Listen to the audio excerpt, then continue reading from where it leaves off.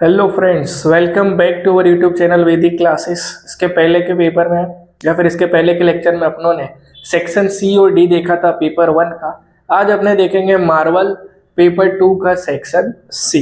Okay, as usual मैंने पहले के वीडियो में भी बताया था कि सेक्शन सी में पहले जो क्वेश्चन रहता है वो डेफिनेटली चैप्टर 1 का रहता है। डन। तो यहाँ पर भी सेम चैप्टर 1 का क्वेश्चन है। फर्स्ट वाले में ईयर देके रखा है, इंडेक्स नंबर देके रखा है और बोला है चेन बेस मेथड से सॉल्व करना है। कौन सी मेथड से? Chain base. अब वैसे प्रैक्टिकली देखने जाओ तो चेन बेस मेथड में फर्स्ट वाली वैल्यू ऑलवेज क्या लिखते हैं अपने? 100 लिखते हैं। क्या लिखते हैं? 100। बट यहां पर आपको मेंशन करके देके रखा है कि बेस ईयर। अब जब भी बेस ईयर के बारे में कुछ भी लाइन बोलेगा, मतलब इनडायरेक्टली बेस ईयर इसके पहले का जो साल होता है वो मेंशन किया होता है। तो जब भी देके रखा हो तो ऑलवेज जो अपनी वैल्यू है वही की वही फर्स्ट वाली आएगी, अगर बेस ईयर देके रखा है तो। अगर नहीं देके रखा है तो डायरेक्ट 100 लिखना रहेगा। अब सेकेंड वाला देखते हैं। यहाँ मैंने फॉर्मूला लिखा है index number of current year और अपॉन में previous year multiply 100। Current year यहाँ पे क्या है? तो sir 130.8, previous year 126 multiply 100।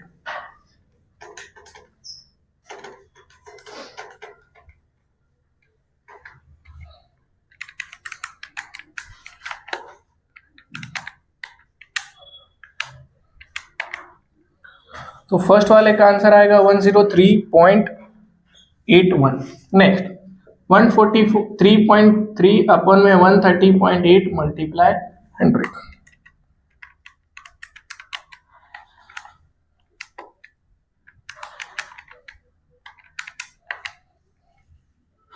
$109.56।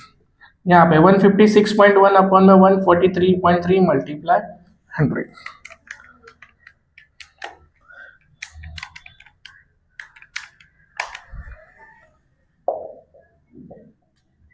Same.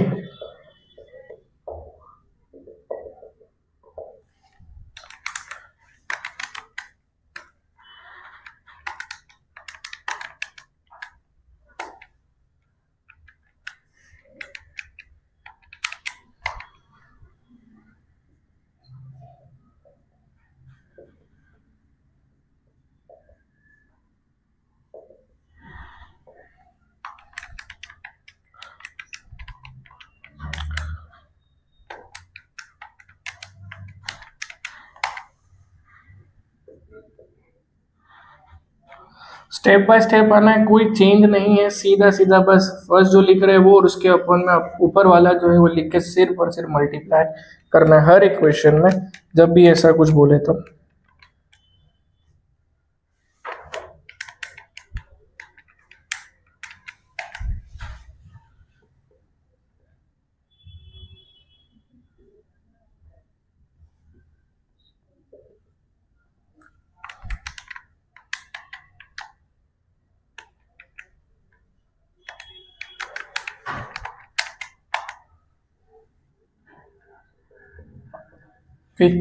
ये था आपका क्वेश्चन नंबर 1। फिर से बता रहा, कुछ नहीं था, सीधा चेन बेस था।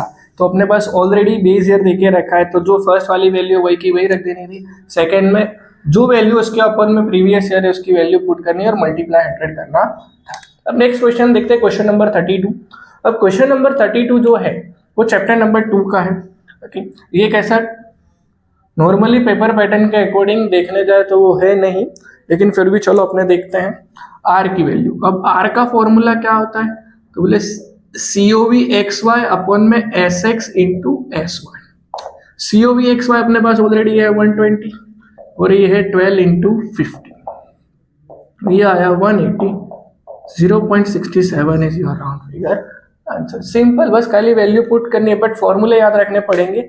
खास ये वाले जो चैप्टर है चैप्टर 2 में आर में ये वाला फॉर्मूला खास में खास है COV XY अपन SX स्क्वायर। अब इसके जैसा सेम टू सेम चैप्टर 3 में है जिसमें COV XY अपन में SX स्क्वायर है, तो दोनों कंबाइंड ना हो उसका ध्यान रखना रहेगा। अब नेक्स्ट देखते हैं question number 33। Question number 33 regression line लिखनी है y ऑन x, मतलब डेफिनेटली देख के पता चल रहा है चैप्टर नंबर 3 का क्वेश्चन है।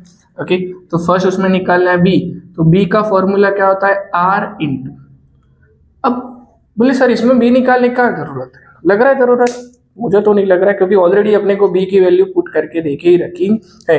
तो सिंपल है, क्वेश्चन के अंदर फर्स्ट निकालना है आपको a, तो a का फॉर्मूला आएगा y बार माइनस बी एक्स बार। y बार कितना है बोले सर 11, b कितना है 1/1.2 और x बार कितना है 5। अब ध्यान ये रखना है कि इसमें से इसको माइनस नहीं करना है, इन दोनों को सॉल्व करना है, देन जो आंसर है उसका मल्टीप्लाई करना है। तो ये आएगा 6, तो a की वैल्यू तो आ गई आपके पास 5। अब रिग्रेशन लाइन का फॉर्मूला था y cap is equal to a plus B X. तो a कितना है बोले सर 5 प्लस 1.2 और फिर सिंपल डन। ध्यान रखना है ये सब चीज का। नेक्स्ट अपने देखते हैं क्वेश्चन नंबर 34। टॉपिक का नाम है इरेगुलर कंपोनेंट। अब इरेगुलर बोलो या रैंडम बोलो एक ही बात है। अब इसमें मीनिंग क्या है समझते हैं। तो first it is a short term component, बोले जिसका टाइम पीरियड 1 साल से कम हो, ऐसे को अपने क्या बोलते हैं शॉर्ट टर्म कंपोनेंट बोलते हैं। और इरेगुलर कंपोनेंट भी कैसा काउंट होता है शॉर्ट टर्म में। इसके कुछ जैसे सीजनल होता है, साइक्लिक कंपोनेंट होता है, उसके जैसा ही इरेगुलर भी होता है। अब इसकी डेफिनेशन देखते हैं। If the values in the series due to sudden causes, okay, if the value in the series due to sudden causes, the change are called irregular component, okay, मतलब नॉर्मली देखने जाए तो चेंज आता है तो due to sudden causes बोलते हैं, या फिर चेंजेस भी बोल सकते हो, जो क्या बोलते हैं इरेगुलर कंपोनेंट। मतलब सडनली, जैसे अभी मैं आपको बोलूं कि कोविड आ जाना, ये भी इरेगुलर है। अब आपको थोड़ी पता था कि कल उठ के कोविड आना है, डन। बाढ़ आ जाना फ्लूड बोलते हैं, बराबर। तो ये सब चीजें होती है अनप्रेडिक्टेबल होती है, कभी भी आ सकती है ना? इसके लिए उसे क्या बोला जाता है इरेगुलर कंपोनेंट। और इसको किससे डिनोट करते हैं अपने आरटी। आरटी मतलब रैंडम कंपोनेंट, इसके लिए आर वर्ड यहाँ पर यूज हुआ है। नेक्स्ट देखते हैं क्वेश्चन नंबर 35। अब क्वेश्चन नंबर 35 प्रोबेबिलिटी का है, देख के पता चल रहा है। अब यहाँ पर फर्स्ट अपने को फाइंड करना है A1 यूनियन A2। अब A1 यूनियन A2 मतलब A1 की वैल्यू क्या है मेरे पास -1 0 और 1, फिर यूनियन करके क्या लिखेंगे 1 2 और 3। अब यूनियन का मतलब क्या होता है, जो दोनों में हो वो लिखने के, मतलब कोई भी रिपीट हो रहा है तो उसको बार बार नहीं लिखना है, एक ही बार लिखना है। तो इसमें क्या क्या देखने को मिल रहा है, -1 आ रहा है, 0 आ रहा है और 1 आ रहा है। अब 1 तो यहाँ चला गया, क्या बच गया 2 और 3। तो that's your final answer, simple. अब A1 इंटरसेक्शन A2 है, फिर से वही वैल्यू लिख देनी है। अब इंटरसेक्शन का मतलब जो दोनों में कॉमन होता है, दोनों में एक जैसा क्या दिख रहा है, बोले सर 1 इधर भी दिख रहा है उधर भी दिख रहा है, बस। तो दैट्स योर फाइनल आंसर। याद ये रखना है कि जो भी आपका आंसर है उसे करली ब्रैकेट में कंपलसरी लिखोगे। इफ अगर करली ब्रैकेट में नहीं लिखते हो तो बोर्ड वाले मार्क्स काटेंगे। ये नॉर्मल ब्रैकेट ऐसे करके ऐसे लिखोगे तो वो एक्सेप्ट करेंगे नहीं, ध्यान रखना है। ऑब्वियसली करली ब्रैकेट ही बनाना है। डन। ये थे अपने क्वेश्चन नंबर 31 से 35। ओके, नेक्स्ट हमें देखते हैं क्वेश्चन नंबर 36। अब जो 36 है वो चैप्टर नंबर 2 का है, पार्ट 2 का, कि इन बाइनोमियल डिस्ट्रीब्यूशन n दे के रखा है, प्रोबेबिलिटी ऑफ फेलियर दे के रखा है, और फाइंड करना है अपने को स्टैंडर्ड डेविएशन। मतलब n इज इक्वल टू 8। अब प्रोबेबिलिटी ऑफ फेलियर है,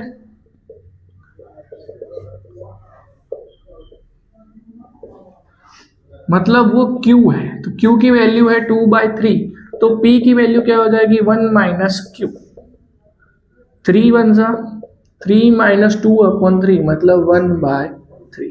ये आपको किसकी वैल्यू आई p की वैल्यू है, q की वैल्यू। अब मेरे को स्टैंडर्ड डेविएशन निकालना है, तो स्टैंडर्ड डेविएशन का जो फॉर्मूला है इज √NPQ। n कितना है अपने पास, बोले 8, p कितना है 1/3 और q कितना है, तो बोले 2/3। अब 8 2 जा 16 और 3 3 जा 9।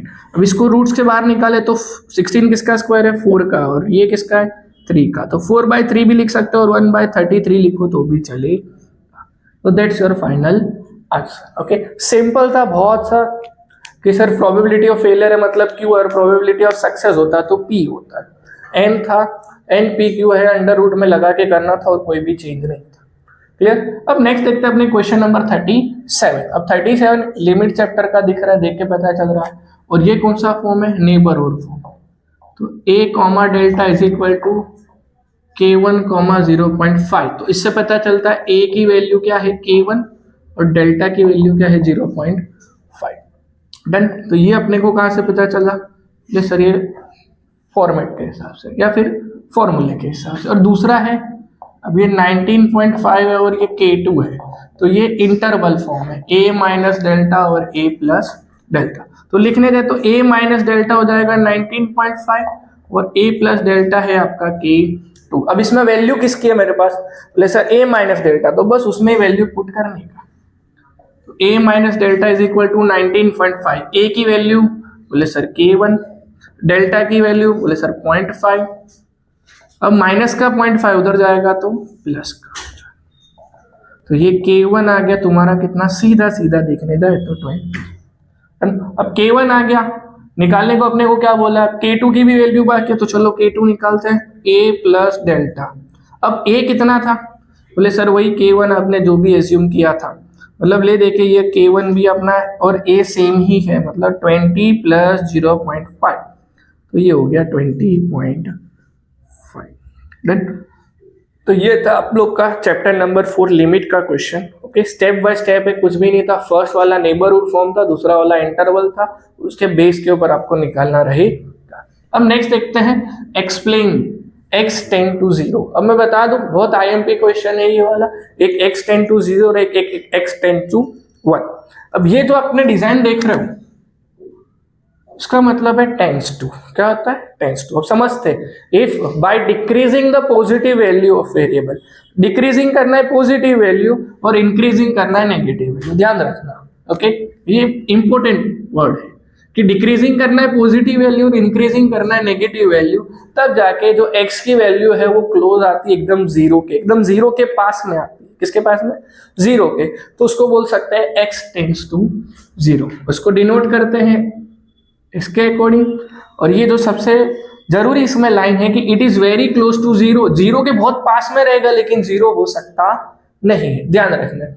पॉइंट बस इतना याद रखना है, डिक्रीजिंग द पॉजिटिव वैल्यू और इंक्रीजिंग नेगेटिव वैल्यू, सिंपल, बस इतना याद रखोगे, डेफिनेशन इजीली आपकी प्रिपेयर हो जाएगी। नेक्स्ट देखते हैं क्वेश्चन नंबर 39। अब ये 39 है, अब एफ डैश से लगता है, मतलब ये चैप्टर नंबर 5 डिफरेंशिएशन डेरोगेटिव का है। देखते हैं कैसे।